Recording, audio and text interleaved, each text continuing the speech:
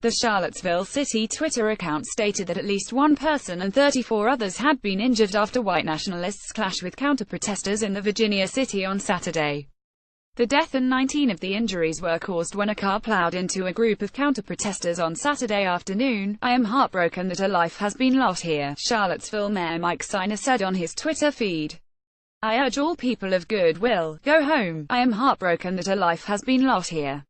I urge all people of goodwill go home." Mike Steiner at Mike Steiner, August 12, 2017. Several reports, including the New York Times, ABC 7 News, and NBC News chief White House correspondent Hallie Jackson, confirm that in addition to one death, 19 people have been injured and are being treated by the University of Virginia Hospital.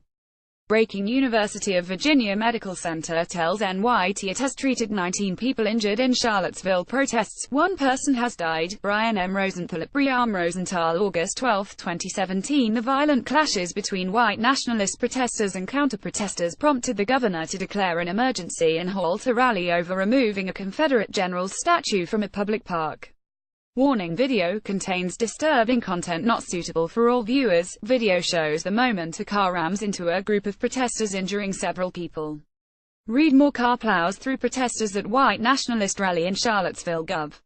Terry McAuliffe said via Twitter on Saturday morning that the declaration was made in order to aid state response to violence at the rally in Charlottesville, about 160 kilometers outside of Washington, D.C. Watch car rams into protesters at white nationalists rally in Charlottesville. President Donald Trump later condemned the altercation on Twitter, saying, "There is no place for violence of this kind in America. We all must be united, condemn all that hate stands for. There is no place for this kind of violence in America. Let's come together as one." Donald J. Trump at Real Donald Trump, August 12, 2017. Hundreds of people have already gathered and arrests have been made. Early on Saturday afternoon, a car plowed through crowds of people at the rally, leaving several injured.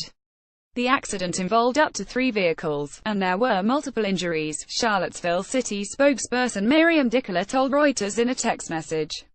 Rally supporters and counter-protest groups began chanting, screaming, throwing punches, hurling objects and unleashed chemical sprays on each other Saturday morning.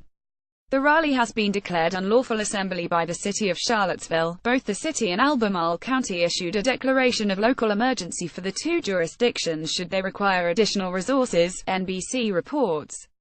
Charlottesville posted a statement on Facebook assuring that local officials continue to closely monitor the situation. The fighting began Friday night, the eve before the rally, as protesters marched through the University of Virginia campus with torches lit and surrounded a smaller group of protesters stationed around the Thomas Jefferson statue. Read more: white nationalist groups clash with counter-protesters night before, thousands expected at far-right rally carrying over into Saturday. Men dressed in militia uniforms were carrying shields and openly carrying long guns. The Associated Press reports that right-wing blogger Jason Kessler planned what he called a pro-white rally to protest the decision by Charlottesville leadership to remove a statue of Confederate General Robert E. Lee from a city park. Watch protesters violently clash in Charlottesville. Warning: video contains disturbing content not suitable for all viewers. The protest was expected to draw crowds in the thousands. A university spokesman said one person was arrested and several people were injured. NBC reports that supporters of the Unite the Right rally faced off with clergy members and other groups who stood in a line singing "This Little Light of Mine" to drown out the profanity. The counter-protesters responded to the rally with "Love has already won. We have already won." Protesters began arriving at Emancipation Park earlier in the day, where The Guardian reports police were supervising the construction of barricades around the statue of Robert E. Lee. Read more: white nationalist groups clash with counter-protesters night before, thousands expected at far-right rally before 11 a.m. Approximately 200 members of the Neo-Confederate League of the South, the Traditionalist Workers' Party and the National Socialist Movement were stopped by additional protesters before continuing towards the southeast gate.